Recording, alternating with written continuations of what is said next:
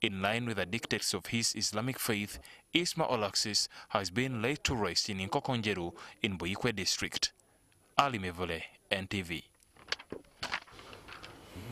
Many thanks, Ali Mivule, for that report, and may the soul of the deceased rest in eternal peace. Now, let me introduce my guests, security experts, Grace Matsiko and Fred Egesa, to help us understand what is going on, but most importantly, what ought to be done. Gentlemen, very welcome to the program. Thank you. Thank you. Grace Matsiko, you were just here the other day as we discussed in the aftermath of the tragic shooting of the State Minister for Labour and Industrial Relations, retired Colonel Charles Okello Engola. It is not surprising that we are here again to discuss a matter that is of the same vein.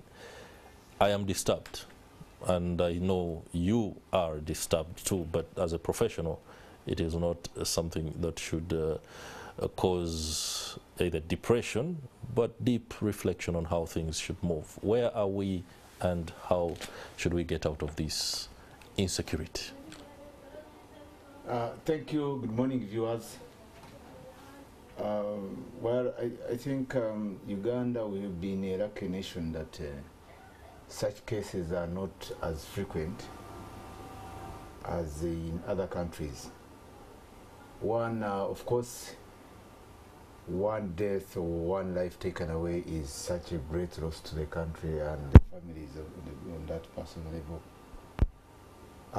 But having this succession of events in a local, in a close neighborhood, it's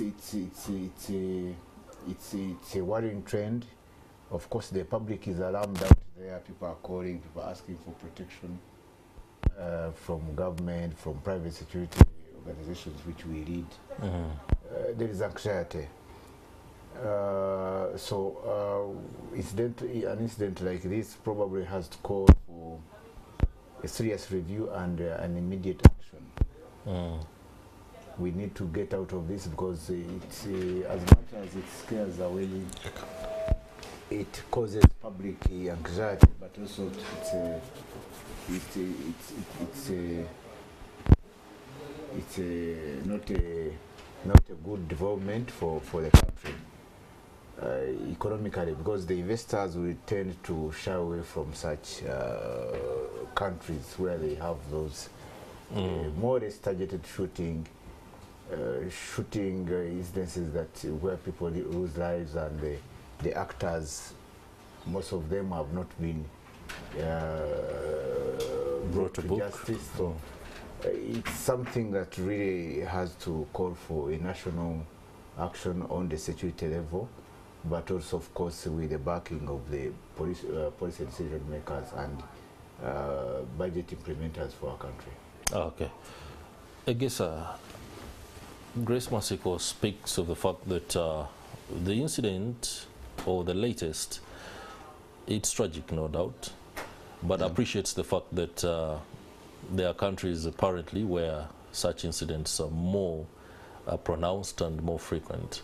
Now, to the Ugandan who might not be aware of what's happening in other countries, for people to die within this space of time, within the same locality, that is very frequent, even when you speak in statistical matters or dimensions.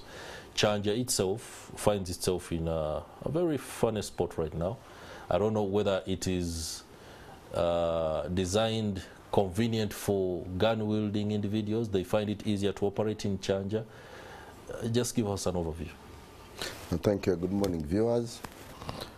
Condolences to the family. Of course, Ichuli had reached a level of being a national asset. And of course a Ugandan and a human being. So definitely it's very, very sad that we are losing people at that level. Well, when you look at these cases, of course, the only common factor is the use of the gun and possibly the fact that it is the use of the gun and the fact that it's come from the same village or from the same locality. Otherwise, if you, but these cases are quite very distant. If you look at the acts, because every case is a file of its own. In investigation, every case that happens, we open up a general file, even privately or otherwise. There's a general file that is open. Of course, murders are everywhere, and if you looked at the rate at which the daily shooting in America, you'll be surprised. Even other countries, you'll also be surprised. But I think this brings us to a question of wondering if it is the guns, because if you say illegal guns, someone says, oh, illegal guns. But any gun that is misused becomes an illegal gun.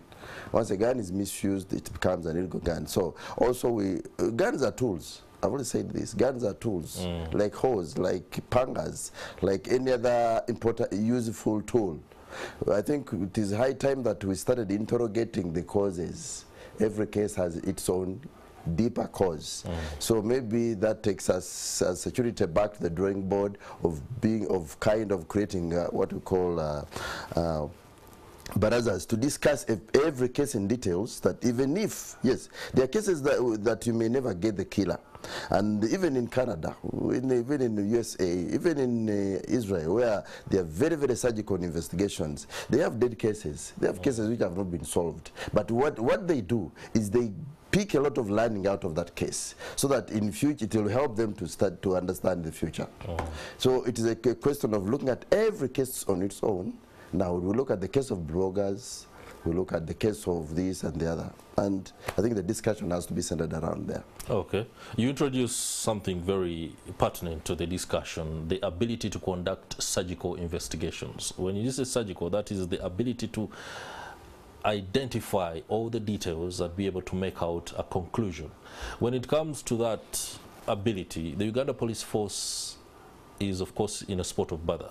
So many incidents are happening, but I would believe that the first things to understand will be the source of the bullet, which gun, and look at the guns on the market or guns that have been released within the security forces, and then know within which dimension this particular tool, as you describe it, comes from. Why does it seem very hard for the police to zero down on which gun was used? Of course, we have to believe, we have to know that Uganda being a country without locked up borders, weapons come in.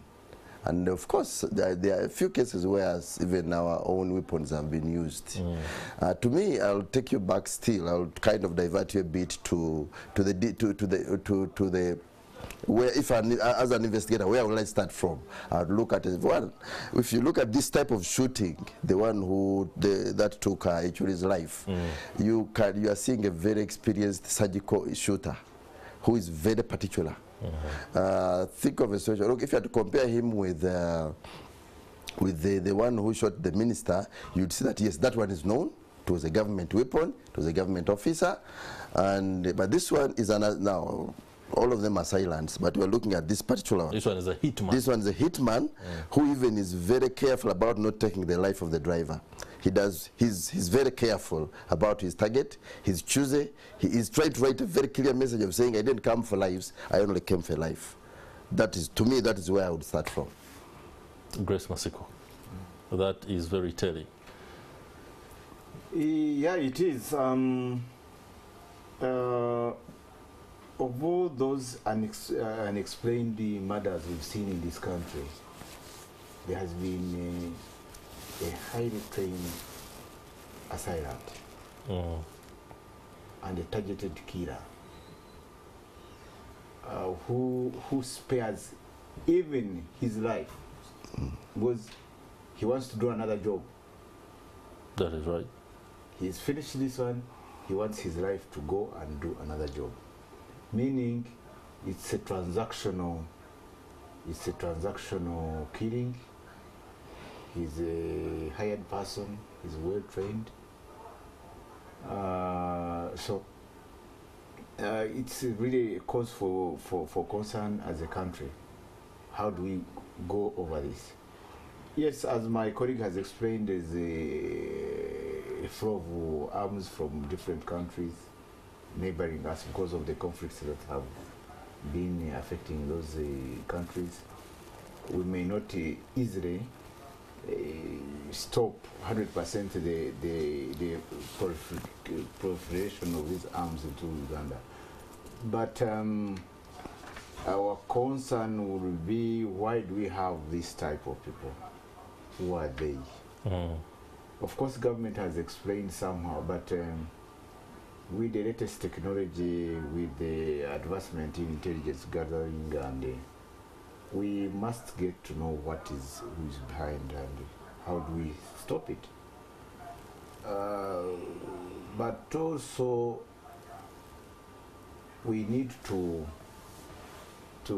plan. I mean, if you see that area of Kyanja, there are many high-profile people. There are some high-class individuals in private and in government.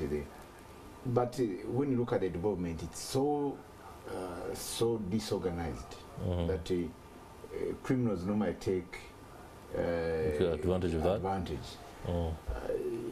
You would ask yourself, how come you have not had any incident of shooting in Mombasa, targeted shooting in Mombasa of Buyende, which is more disorganized. Which is more disorganized, where the poorest of this country live, or the one of Sega, those areas of we've seen. So you see that these individuals, maybe government has to look into that. There could be a message in the first place.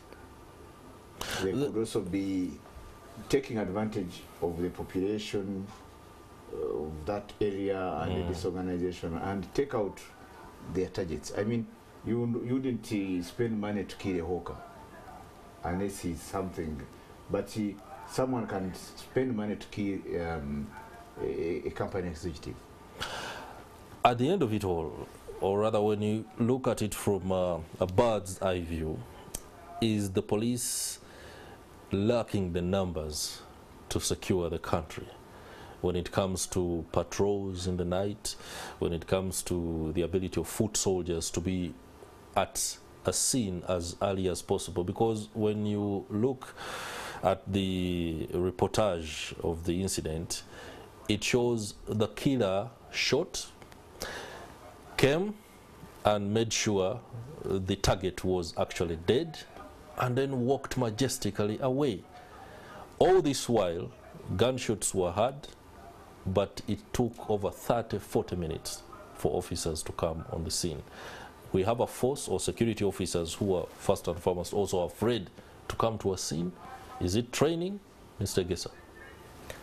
Oh, thank you so much. We would expect a rapid response. Thank you so much to such an incident. Of course, once a killer is in gear, counteracting him is one of the most difficult things you can come across, because he's ready, he has done his research, but for you are just waking up to shooting. There's no way, because human beings, soldiers, security guys, policemen, and everybody, they also have lives, and they're human beings. Yeah. So you'll never be trained you'll never be trained enough to get reckless around your own life. And besides, this is a situation that someone has opened fire. You may even not know. It is very interesting that a bullet that goes off, if a bullet went off from the surroundings now, you may think that is this way, I may say it is the other side, I may say that, depending on your hearing abilities. So you may literally even go in the other direction. But what we are talking about here is a situation of how can we build enough intelligence gathering within the force, within the public, that information can be easily harvested. In China, you are not rewarded for shooting a thug at the point of robbery. You are rewarded when you pick him before he comes, prior to, even as he's planning and moving. If you got him from there, then you are rewarded. Why? Because they have bothered to study and build their own intelligence. We still have a problem of intelligence gathering and harvesting from the ground. The public is, we imported cameras. We are talking about cameras, but the best camera, the best cameras are the two eyes on a human being. So human beings see a lot. How can we get that information shift it into intelligence and then use it as government? So to me, there will be hits always there, like I've always said. But at the same time, we should design a network that harvests the simplest of informations. We have sometimes even been innovative enough to advise government and say, you know, in some countries, they even have a fund for anybody who brings in good information. We still have a problem, especially when someone brings in information. Who receives that information? How safe is that information? How safe is the give of the information? Now, all this kind of creates, makes the picture ugly, because I'm telling you, people know some of these wrong people. But they're also very scared to come out and say, labeled and say someone, because it may turn against the real person who has brought that information, and that is a hiccup in our arrangements. Grace Matsiko, the former Inspector General Police, General Kale Kaihura, was very strong on community policing and the ability to integrate the society and the residents in a bid to ensure that, well, security is enhanced. I do not know how far that initiative is or whether it has been given the necessary resources, but talking about the connection between locals and the security, how best can that be achieved, especially when it comes to concerns including the fear that if I'm known to be a collaborator, I might be targeted to at some point, or even accused to be one of the perpetrators of crime by the police? Yes. If you noticed of late, even the LOC system is dead. It's no longer active as it used to be. So the first line or the first resemblance of a state presence is the LOC system, which is not there. So the highest state authority cannot do much when the lowest state is dead. What has caused that? One, most LCs they spent a lot of money during elections. Or the come into office. After that, coming into office. Yeah. When they get into office, they want to recoup their money. Recoup their money in so many ways, including even doing their private businesses, because some of them are even got loans to go into it. So this is the greater, the major effect, negative effect of commercialization of politics. Secondly, they don't have even time to move into the neighborhood, mobilizing the communities. Now, there was that, of course, every leadership in any institution like the police, as you said, even the army or other, they have got their the way they do their thing, their policies. Of course, that system, Kaihura looked so strong on that, but I don't know really why it's, of late, yes, I've seen police have tried to step up that community policing system, but as to whether it's taking root on the ground is a different matter. There's something to be done to ensure that the communities are involved, because as my colleague has said, and we know that the first line of defense of any country is the public, you know, because security agencies cannot work, intelligence cannot work, cannot just pick information out of the blue. They must harvest this information from the people on the ground. Like I've seen the case of Kyanja. Now people are looking at what were the communities, what do they have. The security is also trying to, but of course backed up by technology. So community policing is one area that we must, as a country, even those in charge, that they need to really look at seriously. And how do we engage that everyone is aware of his, first of all, that private space and also the neighboring space, so that we are all safe.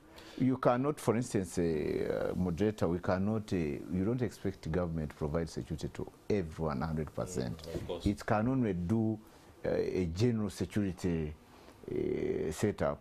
Then we, the communities or the residents, we try to to create security on our personal and community level.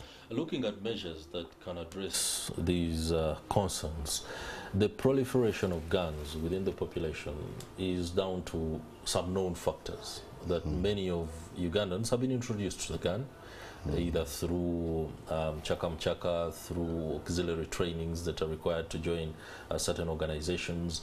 And when this happens, it is seen as a process of emboldening their ability to be actors in such situations. But instead, they do the opposite.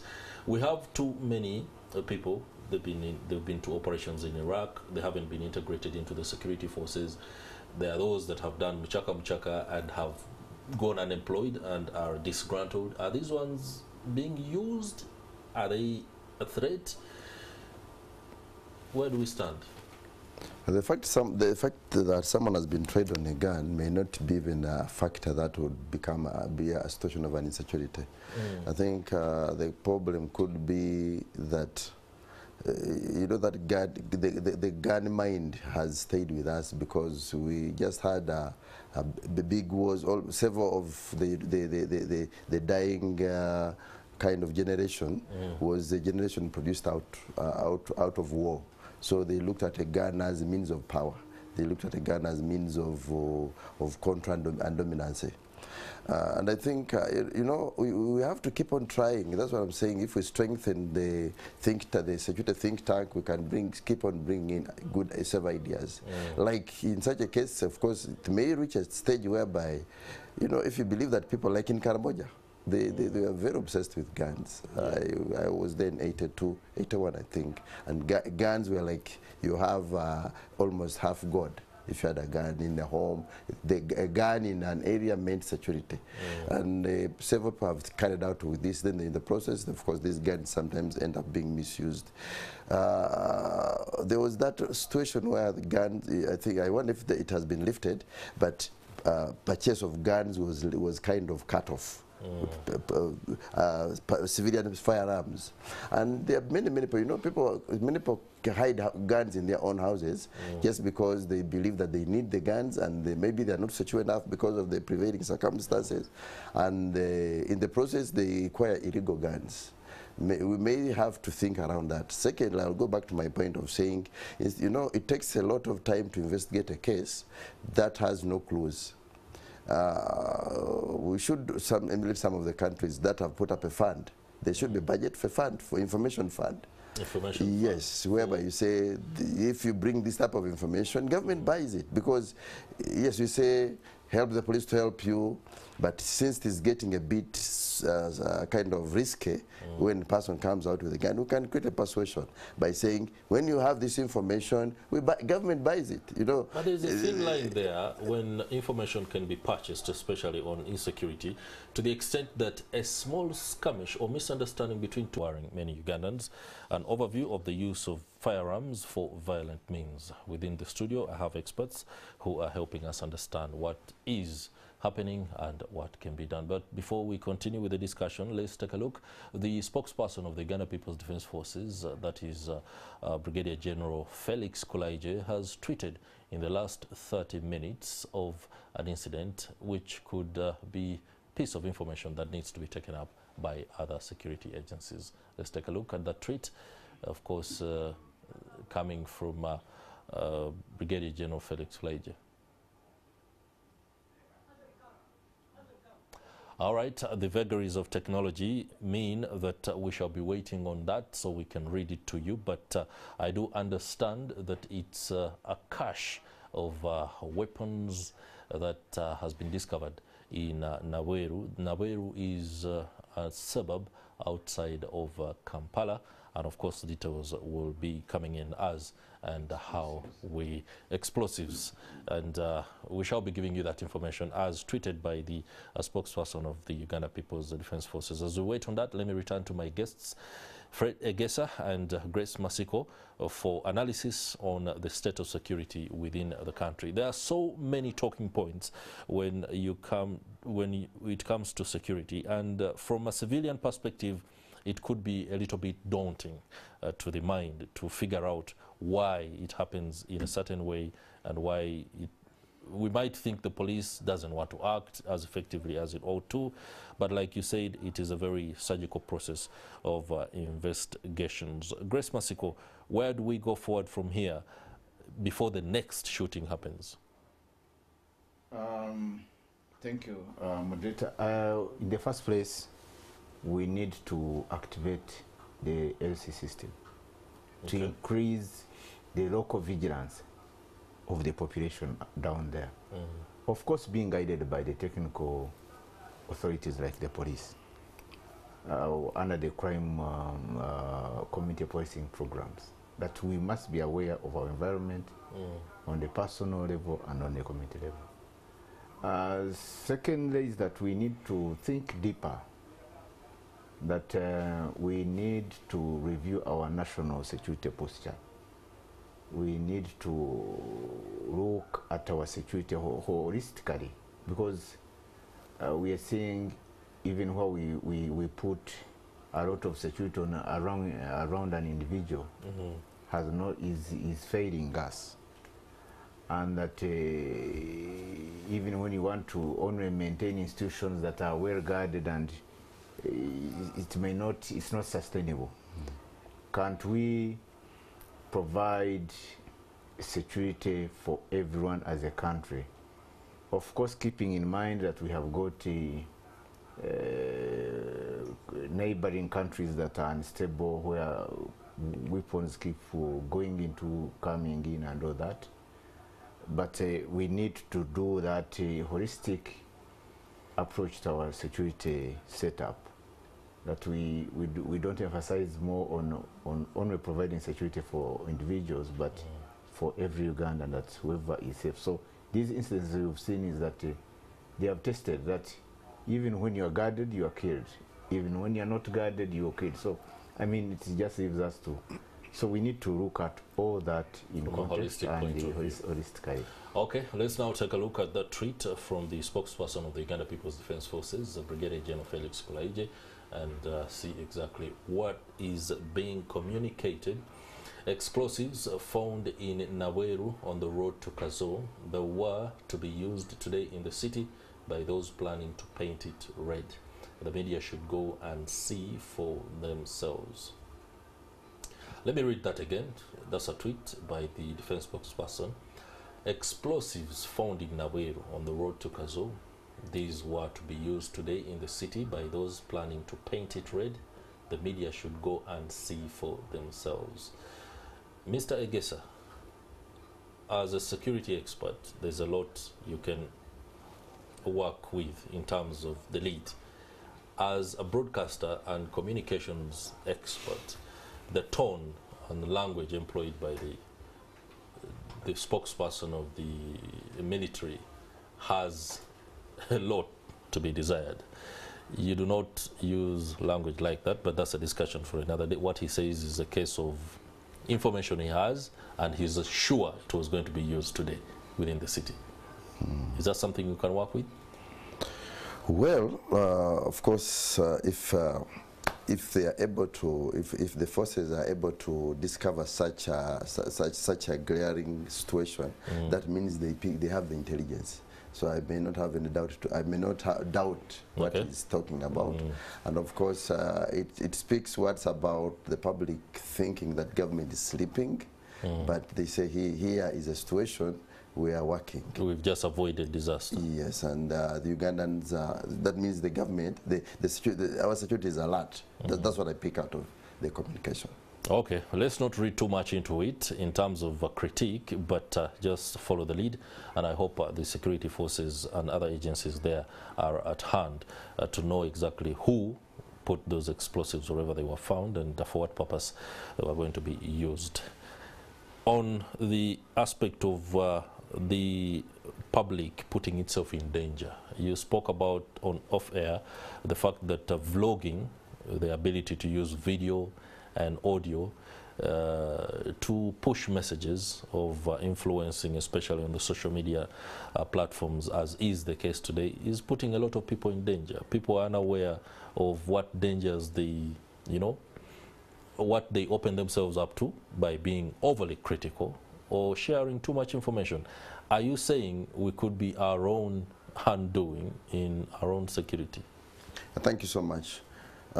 It is no country in this world has ever managed to control misuse of guns or misuse of weapons or even murders. No country, I've not heard of any that has come up and possibly put up or very stringent and very useful systems of managing guns. There are flaws here and there. But what we have to look at here is a situation, possibly the overflows that may sometimes lead to conflict. Why are we, all of these cases, when you look at most of the cases of murder, they are issues of conflict. The issues of anger, the issues of people get vindicative about situations. And of course, if I'm to look at the case of the bloggers, as an old man, I've not been following so much. But of the course, dynamics of blogging today are such that there is freedom of speech for people to be able to talk about things of the day in their own tone, in their own language, and sometimes how they understand it. Now, whether it annoys somebody out there or puts them in a discomfort, I don't think that is an issue and something people should worry about. At the end of the day, there is the bare minimum when you're talking to somebody or to people, especially using such platforms. You will, of course, you know, if you rub a few the wrong way, there are those who will cheer you on. I do not think it's something that we can put into the mix and attach it to be one of the causes of this insecurity that is going on. Yeah, it can, yes or no, yes and no. Situations of anger and of course, someone where you excite a person into getting angry and become hate, and he turns out hating you, and he feels like he wants to hurt you, may also result from the way we communicate. So we have to come up. You know, there's a lot of copy and pasting of information. As Uganda has, we are adopting technology very, very fast at maybe a level that we are not even ready to kind of sustain. That we bring in a lot of things, and then eventually, once whatever we bring is here, we start using it, and we may not even try to balance the repercussions.